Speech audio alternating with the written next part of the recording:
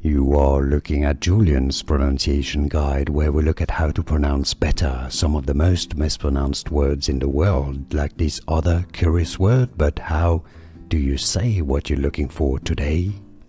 Let's learn how to pronounce the name of this American actress and singer. If you want to learn more celebrity names, stay tuned. If her name was pronounced in Italian and her surname is definitely of Italian origin, it'd be said as Lisa or Lisa Minnelli.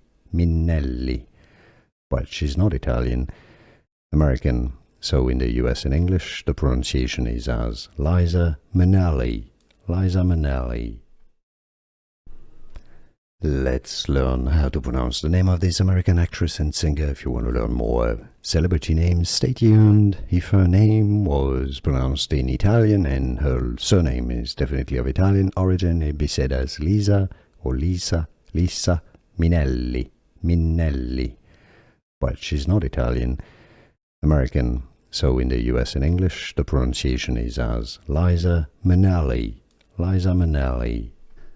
Here are more videos on how to pronounce more confusing words and names too many mispronounced. Like this video if you found it useful. I appreciate your support. I'll see you soon and thanks for watching.